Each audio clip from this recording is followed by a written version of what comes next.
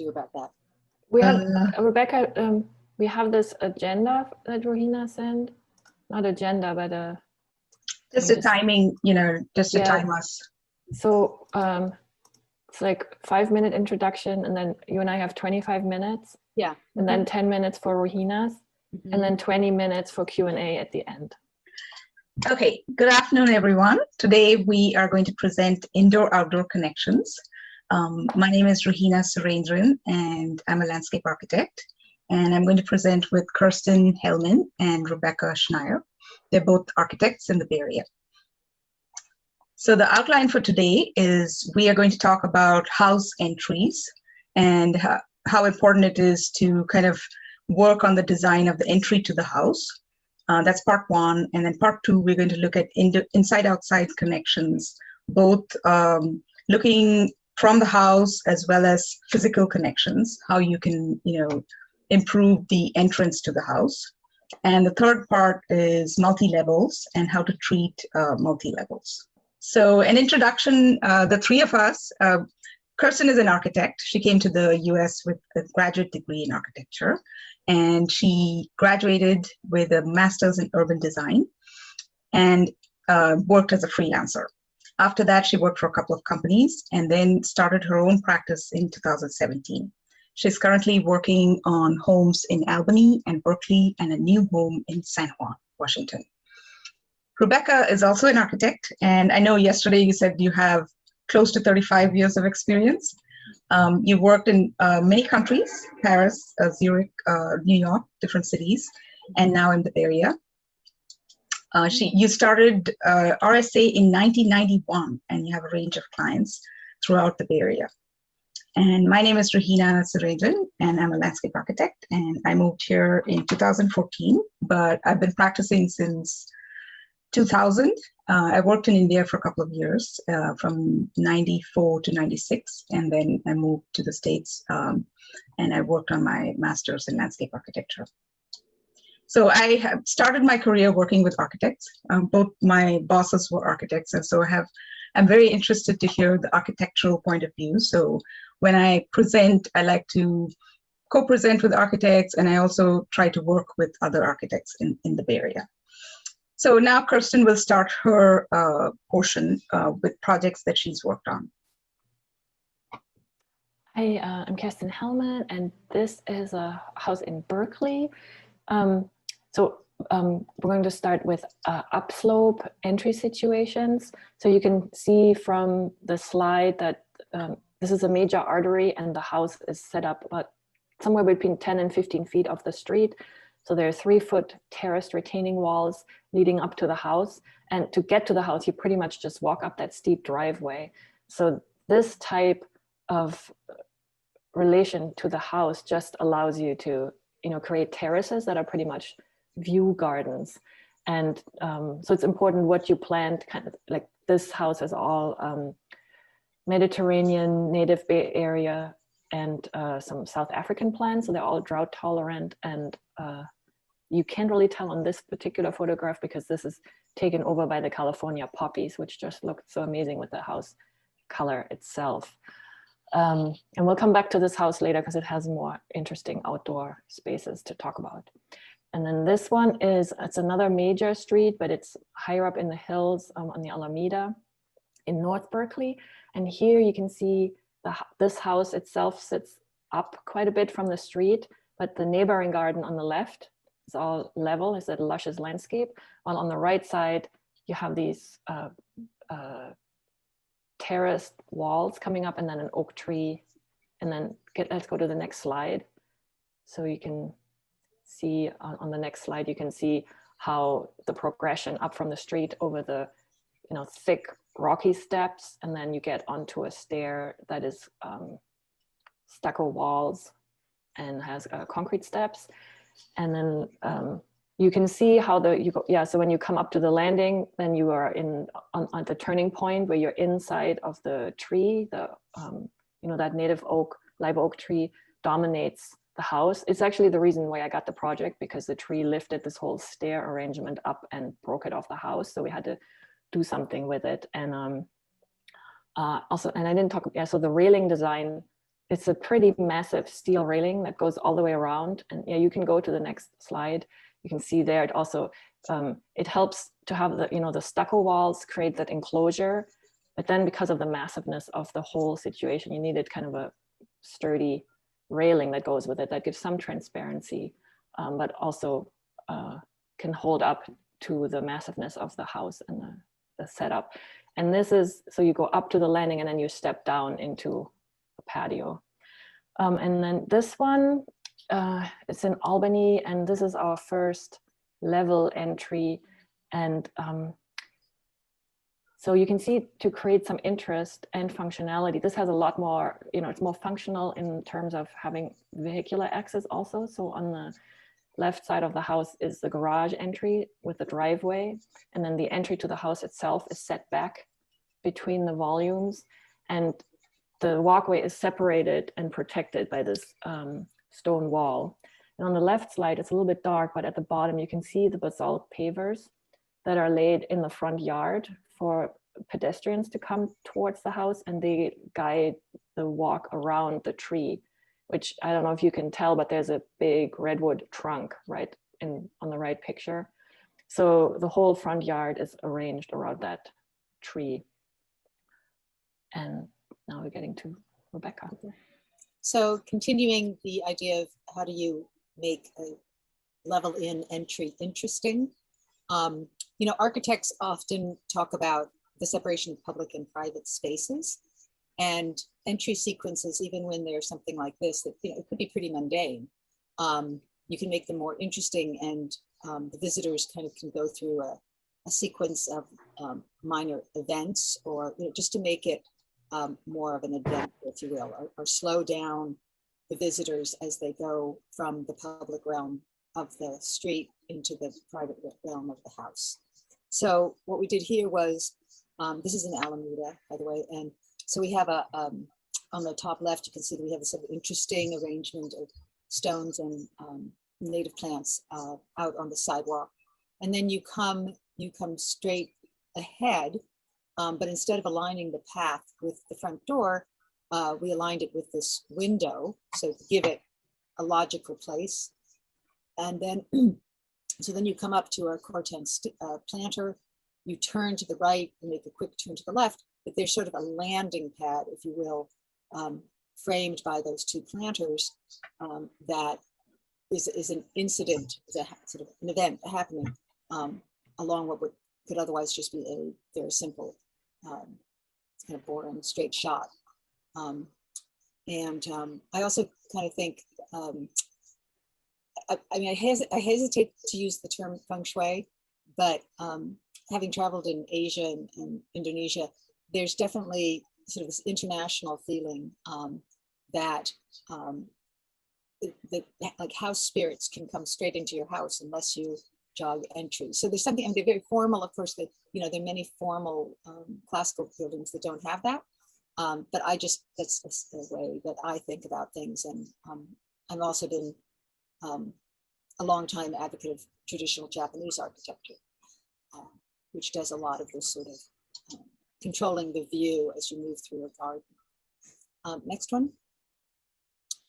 So this is sort of a similar thing where you are coming in at level, at grade. But the suggestion of a bridge, this is in Castro Valley, by the way, creates sort of a psychological separation between the busy world and the quieter, more intimate home. And first, so as a visitor starts entering this, starts the entry, first your feet are going over a change in material, right? So you're going from like the asphalt driveway, kind of the harsh asphalt driveway, and your feet then go onto this wooden deck or bridge. And then instead of having water going under the bridge, we did this continuous planting on either side. So you feel elevated and like you're going over some continuous surface. And then there's this trellis that juts out from the house, that sort of demarcates where the entry, where the front door is. And then again, you turn to go into the front door. So you sort of slow down. Okay, this house is up, I don't know, 40, 50 feet above the street. So this was about how do you welcome people after they've trucked up this hillside. So we had some really nice plantings behind the wall there, and then a bench where somebody could pause and catch their breath before they actually go up to the front door. Next. So here, this is an entry. This is in Piedmont, and this project has to do with entries to entertaining spaces or places where people can gather. And sometimes people want to be able to have all their friends come into the backyard or the back of the house without going through the house itself. And particularly during COVID, right? It was a big thing that you could have friends over and they didn't traipse through your house. So here, this is a path along the side of a house, and it's linear and sort of accentuated by the way the boards run. But we did create a little event along the way by letting this overhanging tree jut into and interrupt the guardrail there. But in terms of sight lines, you're just really drawn out to this rather dynamic view at the end of this big deck. So then we're going to move into discussions about capturing views of the outside from the inside of the house, and how do you do that, and how might that impact your garden design, and how do you tie the inside and the outside together? So we particularly like doing these window seats because it's such a nice way to just sit and chill and have a glass of wine or your coffee, whatever, and sit and be quite very adjacent to the outside. And get the, if it's positioned correctly, you get the warmth of the sun. And in this particular project, there was also a deck right off that area. So you could it was almost like you could be in the same relation almost to the outside, either lounging inside or you just move outside onto the deck, and it's a level inside-outside connection. So there's no step or anything. So it's really easy and easily connected to the outside. Next. So I was talking about traditional Japanese gardens and architecture. So in these two bathrooms, each of them has what's called an ofuro, which is a Japanese style soaking tub. The one on the left is wood, the one on the right is some sort of plastic. But in both, we made efforts to give some sense of what was going on outside. So on the left, we just left the upper portion of those windows unfrosted. So you can see some of the trees in the shower. And then on the right, we created a totally private little garden, which is along the side of the house. And the house is only set back, maybe 5 or 6 feet from that property line where the fence is. But traditional Japanese gardens are amazingly intricate and very specific for their settings and how they're being viewed. And so by layering materials, it feels like a little gem, out there. And it can't be, you have to go through, what are locked gates in this particular instance to move from the front of the house to the back of the house. So this is really a private garden, so and nobody can see in. So it's kind of cool that you can be in the tub and be looking outside in this through this large glass panes. So does the glass, at night, is there any way to screen it from the outside? No, they have, they feel like it's private enough, and they actually have really nice outdoor lighting, Okay. Which is super important. I don't think we're not really talking about that this time, but nighttime lighting for a garden is super important too. So we illuminated this carefully. Yeah. And this project in Santa Cruz is about how do you use a garden layout or a small patio layout in this case to extend the feeling of the size of the house. So by thinking of this almost like a wall, as if it were inside the house, but it's a wall, it's designed around like how you would carefully position a special painting on a wall, right? So it's aligned with the main windows at the back of the house.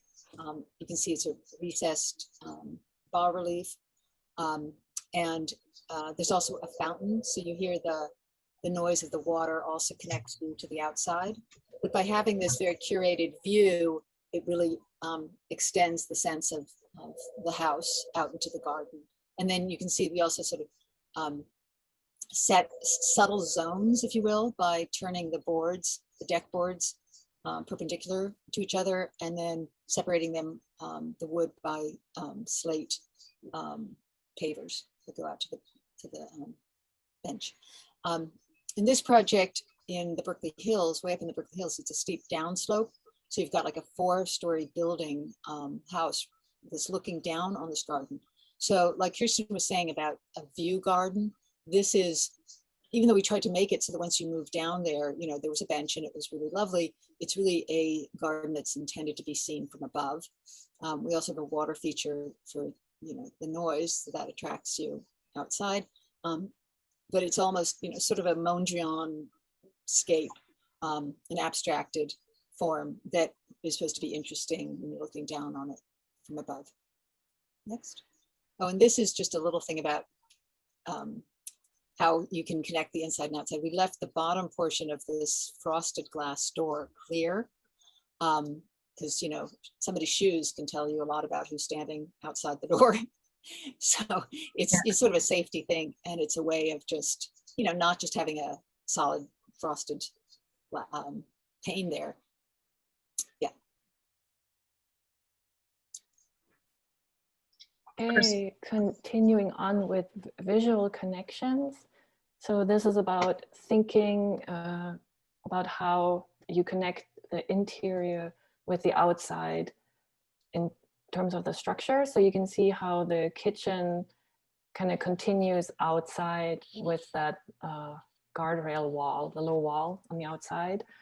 So there's a similar tone to the material, and it's a similar height. It's not like it's designed for that height. I mean, counters are around 3 feet and guardrails need to be at about 42 inches. So it just is kind of in the vicinity. But it's nice to consider how the space continues through the glass. That's it. And then this one is about how the light connects us to the outside. You can see now on the second floor, you're looking out the window straight into the tree canopy. But it's a shower with a frosted glass. So when that's closed, then you're kind of more closed off from that. But there's a skylight above that wall of tile. And the changes in the daylight, they're really visible on that wall, depending on what the weather is like or what time of day it is. It just influences how the space is experienced on the inside. So is that window open to the outside, or is that it is open right now. That's why it's clear. Oh, okay. Yeah, when you close it, it's a sliding window. Then it's all frosted. Okay. Yeah, then you just have the skylight to look out if you want to, you know. Okay. And then continuing with the glazing. So really tall windows give you a really great slice of experience of the exterior, because you can see from the sky all the way to the tops of the trees, the hills, and, you know, in this case, the roofs of your neighbors or the neighboring garden. And it's also interesting from the outside, because you can look in this case, you can see sometimes you can see the lights, especially at night. And then taking into account the sun exposure, this is a south-facing window, the one on the right, which is the same one that you see on the left picture on the right side. So that trellis at midday filters out about half of the sun that would otherwise come into the space, and it makes for interesting patterns. But it's a way of really being connected with the outside through working with the light. So it's like passive solar, you know, working with that. And the next slide. And this one, we're getting closer towards physical connection. So here you can see the kitchen counter and the floor, how the floor continues out onto the deck at the same level. And the corner of the building is opened up so that you get a direct connection out. It makes a big difference. It's really interesting when you open up a corner, because the the views, we're used to having these frontal views out through a window. And when you have the corner open, you get a much wider angle. It's much more orienting with the outside. And I didn't include this, but you also have, when you look out over the deck, you look down into the deck area. When you look out the window over the sink, you look up the hill into the garden. Oh. We'll see a little bit more later, but it's nice to have so here you see the view up into the garden, which is similar to what you see from the sink. And then you have like the stairs create this sunken seating area outside of the kitchen. And so you're between the gabion walls that step up and the stairs that step up into the house, and then the stairs that go to the rear, where you can kind of see some birch trees at the back end of the stairs. And I think there's one more photograph of this. Yeah, so it's a little fuzzy because of the time of day and the camera at hand. But you can see how in the evening, the kitchen becomes really transparent. Like Ruhina was mentioning, when the lights are on and you can really look in the evening. And using the stairs as part of the seating arrangement there with the little carpet and steps. So there are some amazing things that can be done because of the climate we have here, when we make the interior really well connected and accessible from the outside. Next project. And this one is, this is just something I have you might have noticed, it's similar to the second project that I showed. This idea of the nest, because of the kind of weather we have here, it can get really windy and cold. So having a solid wall at the bottom, it gives you this feeling of enclosure and safety. But then having a short guardrail on top, that when you sit down, you can look out and you have something to hold on to, and it gives it's a good thing to work with the proportions of the solid wall and the more transparent guardrail. And there's so many different options of doing both of those elements. But it's a really nice effect. This is a guardrail you can really lean against. You can stand there. It's like, and sometimes I think, okay, we're like people with skirts, if it's all open, you can look right under the clothing. So this way, it's like there are a lot of benefits to it, and it's actually less expensive.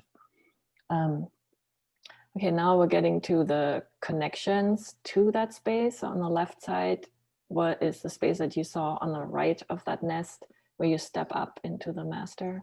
And on the right side here, that was on the left on the previous shot, is a level entry from this area where they have this workout bike to get onto the deck. And you can, they have these bifolding doors now that allow you to open a space all the way, which is really awesome. Then you get to be inside and feel like you're outside. And when you're outside, you're, easily inside. It really makes for a whole new room that you didn't have before. And there's one more slide. Yeah, so this is a view of that brings all of it together. There happens to be an outdoor kitchen also in this, which is this mahogany cabinetry that has a wine fridge, and it also has a dumbwaiter in it. In the middle, these funny panels that slide up and down. There's a dumbwaiter. You can ferry your food from the kitchen, which is underneath the deck, up to this deck that you can sit on. And on the left is the master. On the right, when you walk level where that bike is, there's a stair down into that library area that we saw pictures of before. So this is a deck that is in marked contrast to the nest idea. I mean, obviously this is in a very different setting. There's no one around to look at your skirt. So we have this very open railing, which is what the clients desired. And it's, some people might have a little trepidation because it's super open and you're way up in the air, but it's also dynamic and kind of exciting, thrilling. The double doors, they are open straight into the living room, dining room area. And again, it's at the same level, same grade, so that you're drawn out. And similarly to what Kirsten was saying, you have this indoor-outdoor connection that we're really lucky to be able to do in California, where we live. This is a project in the Berkeley Hills where I like to make stairs be more than stairs. So the stair turns into a bench here. And there's also the idea of, that I'll get into a little bit more in the next project, is how do you make changes in grade feel comfortable and not sort of overwhelming. And even something so subtle as having the wisteria there that kind of softens the edges. And the idea that when you're going down the stair, having that second to last tread turn into a bench, it kind of feels like, oh, when you've gotten to that tread, as if you're already down, even though, you know, you're at grade, even though you have 2 more risers. So, because it is a thing, you know, how, do people want to move up and down stairs? And how do you make it less cumbersome or more interesting or more comfortable? So, and then the next one, this is a downslope in Alameda. And this garden was down, it was like 5 or 6 levels to get from the main house down to the estuary where they have their boat on a dock. And so you come out, again, it's like the big Nana wall opening that's between the kitchen dining room and deck. And up on that top level, then we have, you know, the barbecue. And then you come down, next slide, you come down these wooden stairs that are straight, and then they curve, they wrap around this little rock garden planted area. And then they turn into stone and take you down to a paved, hardscaped area with a built-in bench. And that area is sort of the hangout space, the major hangout space with seating, and a large concrete wall there. And then when you move down another, oh, there's also a bench. This idea of having benches along the way, you know, gives sort of an ease. It also creates a way to not fall off the edge there. And then next slide. And I think this is my final slide. So the intermediate level is in yet a different paving material. It's got gravel and large concrete pavers. And then there's a outdoor shower at this level with a bench, and, you know, so you can put your towels down there when you go in. And there's interest, visual interest by this wall that is has slats that are sloped. The wood of the wall is sloped, so you get a really interesting. In the previous photograph, it showed more than the way we did the lighting, the nighttime lighting. You get a really interesting pattern on this wall, and the base of it is stone. So there's multiple materials incorporated into this garden. Is that slate or is that bluestone? Bluestone. Yeah. Bluestone. Mm-hmm. And then there's another staircase going down on this other side of the house. And to add some interest as you move up and down that staircase, there's a big boulder that we cast in place. So the concrete wall actually is cast against that boulder. And we've got Corten steel stairs up at that level, and then it comes down to the bluestone at the lower level. So to be aware of all the different materials that you can use, again, to really enhance the different zones and make the experience more interesting. That's it. All right, thank you. So this house was a house in Houston. I worked on the entry as well as the backyard.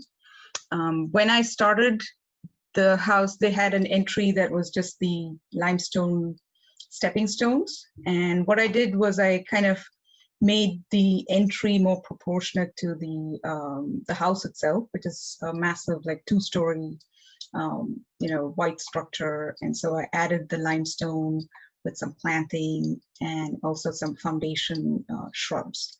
So I had some trees and some Elaeagnus, which is a nice shrub. And this is the entrance on the side. Instead of having like a straight entrance into the backyard, I kind of staggered it so the limestone walkway goes around this planted area, and then it goes to the lawn. So it's not completely direct, the entrance. So these are some homes where this one is stepped up, and originally the contractor had installed a walkway that was too steep. So my design added a series of like steps with landings. So there was steps at the entrance, and then there was a downslope and 2 steps and a landing and another entrance to the garage driveway. So this is an example of, how to treat the entrance to the house, both with planting, foundation planting, as well as planting along the walkway itself. This is a deck where originally they never had use of the backyard, and the view looking out is onto the bay, and it's a beautiful view. So they wanted to build the deck out and extend it as far out as possible. So the property line is downhill and it's pretty steep. So all they could do was extend it up to 3 feet, beyond which they would need a variance or something that the owner was not willing to get into. So they extended the deck and made the space a lot more usable. So now they can use it for outdoor seating, where earlier they just had a small porch, which was not, didn't have a good view, and it didn't have enough sunlight either. This made it a lot more usable. This is another home where it was an ADU and it was very bare. They didn't have an entrance. They didn't have any proper paving around the ADU. So I added the paved area with some foundation planting and also the vegetable garden. They wanted patches of vegetables and also potted plants. So I added those and some fruit trees and a dog patch. So they asked for a green lawn as a dog patch. So this is an example of foundation planting that kind of softens the space, and also using edible plants as ornamentals instead of having them, be a separate vegetable box, having them be part of the foundation planting. This was another home where I used a lot of plants, very colorful ornamental plants around the house itself. So originally the house was just bare and it had paving up to the house. The pool paving went up to the house, and there were no plants around the porch, kind of like a veranda they had. And so I added these vines and lots of bright colored plants, so kind of soften the area around the house, and also created an edge between the pool paving and the house itself. And this is a house where originally they just had a concrete patio outside, and the owner wanted to have a New Orleans style patio. So she wanted these a brick patio with broken in kind of concrete patches. And so I used both the materials and framed the patio with a trellis. And the roses on the trellis kind of, look really nice, and it prevents you from seeing beyond where there's an AC unit. So it kind of screens off the AC unit. And here as well, the vegetable garden is the central part of the space, so that when she comes out, it's like a herb garden, so she can use that. It's not kind of away to a corner. This is an example of recently I've worked on homes where they have outdoor dining and these large doors. Rebecca, what is the name of these door types that fold? Bifolding doors. Bifolding, yeah. So Wall is another. It's a brand name, but they're big. Oh yeah, they're like, so they make it look like the indoor and outdoor is all interconnected. And you can have outdoor dining, and as well as in the front yard, you can have seating. So it's all about using the porch as kind of an extension of the house. And this was the most recent one I worked on, where they have the same bifolding doors, outdoor dining. But in this, you can see they didn't have any foundation planting along the drive. So that kind of looks very bare. And it's about 30 feet of like no planting, and the house is completely exposed. So it would have been nice to add less paving and have like, maybe shrubs or some kind of screening against the house. This is an older project I worked on in India, and where they have these porches that are kind of decorative. So the side yard has a porch, the front yard has a porch, and then the driveway is surrounded by planting. So even the house has planting that comes up to the foundation.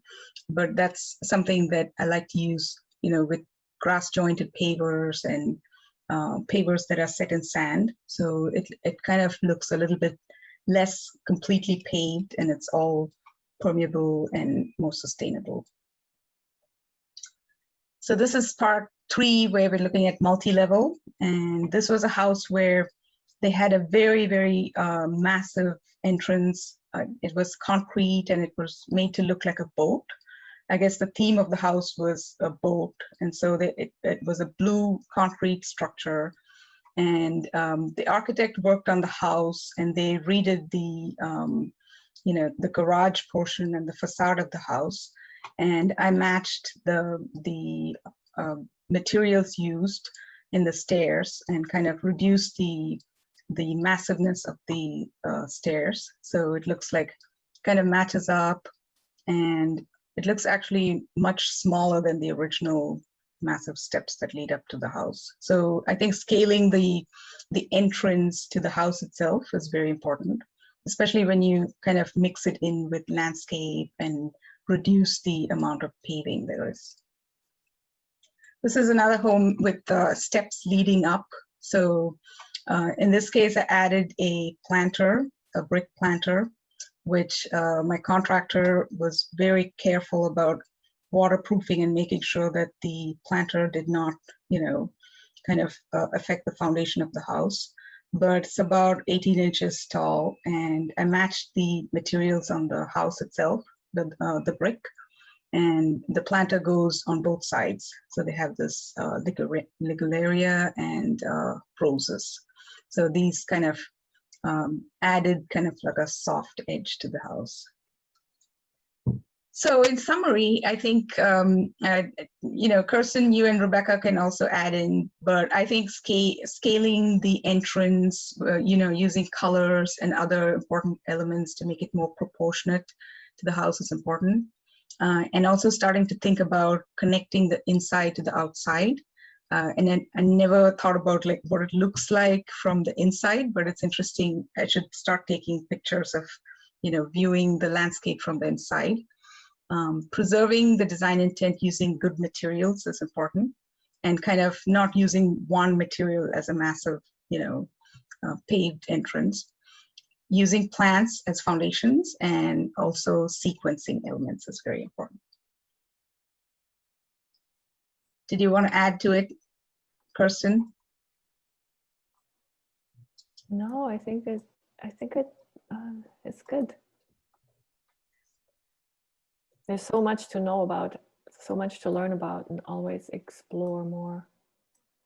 Yes, I'm very interested in both your, perspectives on like the window treatments and the door treatments, because I try to frame the view once you're outside, like through a patio, like creating like trellises or low walls or something. But yeah, I think the inside-outside connection is very important. I guess I can say one thing as an architect. When we think about when our projects are finished, we would like to photograph it, we kind of think, well, I gotta wait till next spring when the landscape is grown in, and it's all fresh and sprouts and stuff like that. So it's really important to put in plans. You can do great architecture, but it's got to be connected with the natural environment. It makes a huge difference to have plants in there. Yes, I've worked on projects where, some of them are developer driven, and some of them, the owners already live in the house. And sometimes, there are trees that are inconvenient, or, they're in the way of the view. But I find that when the owner lives in the house and they know the landscape, they're a little bit more attached to the trees. Mhm. And a few times they actually prevent me from saying, oh, that tree, is in the way. They're like, no, no, no, we see the birds that nest in the tree. We don't want the tree to be removed. But when it's a developer driven project, they just kind of like come in and they clear the space and remove all the trees. And so some of the spec homes I work on are kind of a lot more bland. They don't have as much shade around the house itself. And I think that for me, I mean, I've only been doing this sort of indoor, well, I've been working more on doing landscaped projects in the last 5 to 7 years. And one of the things the two things that I find that I've just gone, wow. See, when you do architecture, you do it and it's done and it stays in place and nothing moves. But man, I mean, plant selection, I have such a respect for you guys because it changes all the time and you have to know what's going to be in bloom this season or that time of year, and how the colors going to be next to each other and what's going to grow fast, and is this plant going to be too big eventually. And that's really something that is a dynamic design, Yeah. which is not architecture. And then I also find it really interesting, just from contrast to architecture, that like when you're drawing architecture, a wall is a wall. And I mean, unless it's maybe a bathroom stall, the wall goes to the ground and it usually goes to the ceiling. But in landscape design, you can have these fences where the grade can go right underneath, and you have a continuing plane under a fence or under a gate or under a bench.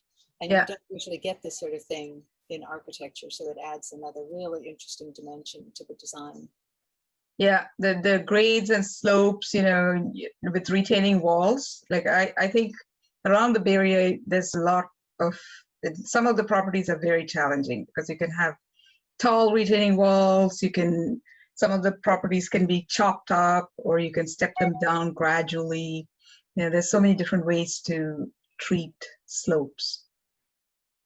Yeah, we definitely have a challenge in the Bay Area. I mean, there are many parts of the country where the land's pretty flat.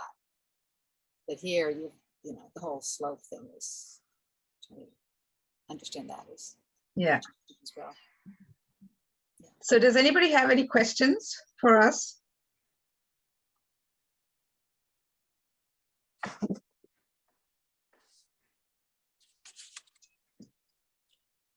Mercedes?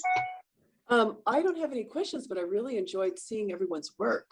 I think it's great when, as architects, we are considering really carefully the connection of the building and the spaces to the outside. I think that's one of the things that a lot of residential architects tend to be very good at, or can be very good at. And I think that I can really see that careful consideration in all of your work. And I was also enjoying, Kirsten and Rebecca, the use of awnings and how you used awnings, I'm sure for, like there was one, Kirsten, where you had the awning, which I think it had glass on top. So of course it was serving some weather protecting function, but it really was a nice way to connect the building more into the space. And I'm sure, that you've all done kind of awnings and pergolas with that in mind as well. And they looked really beautiful.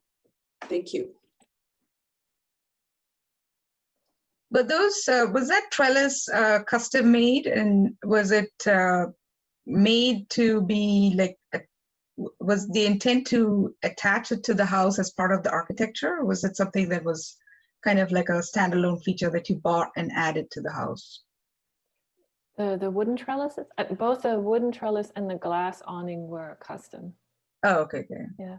You can make them, it's so you have to structurally integrate them, but you could do awnings or awnings always are attached.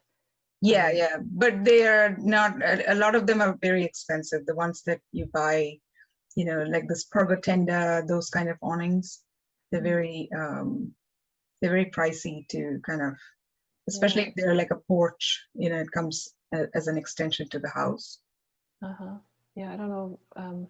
I don't have a number, but I know these are not inexpensive. To design, right? Well, there's the design and then there's the construction, because they always require steel and they need to be attached to the structure securely. And then you need to think about, the waterproofing of that, and then how do you coat them so that they last, and how do you attach the wood, and so, and they're heavy. Yeah. So do you work with contractors who do that specialty type of work, or is it general It's contractor or? General contractors, they just have metal workers that they work with. Oh, okay. And Often we then- have to bring in the structural engineer. If it has to go through permitting, then we need structural drawings. Yeah. Oh, okay, for the awnings. Yeah, in this case, I had the structural engineer just tell me what connectors I needed, and I put them on the drawing. So they just said, this is an architectural element. It's not a structural element. So they Oh, just told okay. me what it would take to attach it securely. And I designed it so that it could just get bolted into the header and didn't require any special structural features to hold it. But I've had other ones where you actually needed steel posts in the walls to hold it, because when, if you add glass on top of it, it can get pretty involved and heavy. Yeah. So then you need to get a permit for it. Well, because we're doing architecture, we pretty much always get permits. So it's different for as a landscape architect. I noticed, like, for us working with landscape architects, they have such a different perspective. It's like, oh yeah, we'll do this. Oh, we can, everything can be done with grade. We just put a dry stack wall and it works. And for me, it's like, what's the grade? If it's this much, I need the engineer to design Yeah. the wall, and and I can't just say it'll be figured out in the field, because I have an inspector coming. So I have to figure out where's the interface, what can be done later, and it's like that. So it's really it's a very different approach to. I find landscape architecture is much looser, and Yeah. and I really enjoyed seeing Rebecca's projects, and I can really feel how, I'm sorry, I'm talking for you, Rebecca, but I feel like you're taking this drive to the outside, just really working with the materials, and just, it almost was like a canvas, Yeah, very yeah. powerful. I really like that, you're like having this vocabulary, and I really enjoyed that. So Yeah, there's different, I think architects have a more design approach to landscape. Whereas I've worked with other, like, horticulture people, they start with, okay, this tree, they get more into the type of plants and the type of trees. Whereas architects are, think of the aesthetics and the design value of the plants, so it looks a lot more showy and bright, and actually it looks more aesthetically like a plan view design, and sometimes I can tell, oh, okay, I think an architect designed that, because it has a certain, like, touch to it, a different look to it. Yeah, it's definitely, I find it super interesting working with plant people, and it's, there's such a learning curve. And it's like the people who do plant selection, they're very much focused on that. And, as professionals, we really get into our own heads about what's important, and, like that's what we see. And so I think with Kirsten and myself, and I think with Rahina also, that we're trying to, make the whole thing be of a piece. And, like, the landscaping isn't an afterthought, but it really gets integrated, and you're creating a whole environment. And thinking about every aspect of how it's going to be used, not just, sometimes people talk about entry sequence, and people are just thinking, okay, a guest is going to come and they're going to do this, and it's all about the front door. And, I've had clients like, they're not really going to use the front door. They're always going to come through the garage. And so then you go, okay, well, how often are you going to have guests? Oh, I don't know, 10 a month or something. And that's a 5-second experience. And so you have to think about other parts of the house that get a lot more time spent in them, or seen, or, Yeah, I think the way they use the house, it's something that only the owner knows. And sometimes, you might have to change the design a few times because you didn't get the usage correct, and like what parts of the house are viewed more often, and what parts of the house they have like outdoor seating that they use. So I think it's important to get that information up front and then design it around that. Yeah.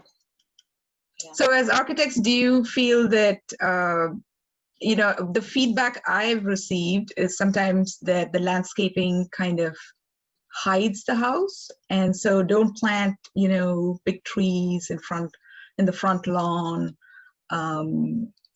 Do you have any, I guess, preferences for what landscaping should do as architects? I think that it should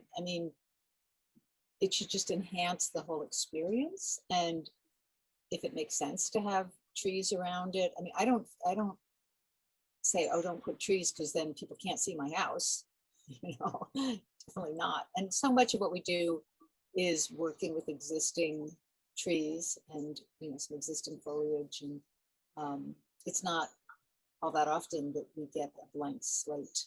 I guess if you're doing developer houses, you might be able to have that opportunity where you get to go in and start from scratch. And I don't have that all that much. Yeah, I think it really depends on the landscape. It depends on where the house is.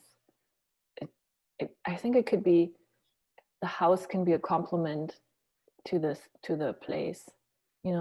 There are definitely areas where the house can be more of a backdrop. Maybe the house just wants to be a backdrop because the landscape is so fantastic. Yeah. I've worked only on 1 or 2 projects where it was built around the tree, or the tree was the main feature and the owner wanted to do something around the tree. The rest of it, and usually it's oak trees or redwood trees that need to be preserved. So they can't touch the tree, and they have to kind of work around the tree. So that makes it nice. And it's very nice to work in cities like Saratoga or even Atherton, where the trees are kind of, if they're protected, then you cannot remove them. The fine to get them removed is so high that you kind of have to work around the trees. And it actually it's like an amenity to the site. So it's nice to have. Yeah, I think those limitations can be really enriching. You come in there and you're trying to find out what are the parameters. The parameters of the client, the parameters of what's existing, the parameters of the environment, climate, all that stuff. And the existing landscape is one, and it can be really important. Yeah. Anybody else have any questions? But I really enjoyed both your presentations, and I learned a lot, and I hope that all of you did as well. And you want to say anything to end, Kirsten? I like plants. I'm glad we brought this, I'm really super happy you brought indoor-outdoor connection, which we like to talk about so much, into this plant realm, into the landscape. Yeah, actually, I never imagined that you would have so many different versions of indoor-outdoor connections. It's all what we're all about. If you're an architect in the Bay Area, it's if you don't do that, you're kind of missing out on a major asset. Yeah. Well, thank you, Georgine and Liz and Mercedes for joining in. And thanks to Kirsten and Rebecca for presenting. I'm sure that, it took some time to put everything together, and hopefully the work required was, something that turned out well, and, it's fruitful, and we can kind of look forward to working together in the future. Yeah, thanks for hosting it. Yeah, great to see everyone's work. Thanks. You're welcome. Did you want to say anything, Mercedes or Georgine? I see that you unmuted. Let's see. Well, on one hand, it was also really fun for me to see more of Kirsten and Rebecca's work, because I've seen some, but just a little bit. So it was great to see more. And Rahina, it was great to kind of meet you online and to see some of your work. Oh, thank you. I like that level of just sharing our work with each other. I wasn't Yeah. sure who the audience was or who was on, so, but I love that you initiated this. Oh, thank you. Thank you. I think it's very important to kind of share ideas and, you know, even if we don't collaborate, to kind of not work in an isolated way. And I so, agree. so last year after the lockdown happened, I started the first series. And then I thought this year as well, I should just have like a, you know, half version of that. So it's just only 5 presentations. Nice, Yeah, and it's very nice to have. cool. And yeah, sorry. Yeah, And- it's very nice to have the architect, landscape architect viewpoints. You know, it's so different. Like I seldom hear firsthand. You know, this is what Mhm. architects think, or Mhm. I hear during the design process, like afterwards, later, you know, somewhere in the comments or something. But I don't hear it firsthand.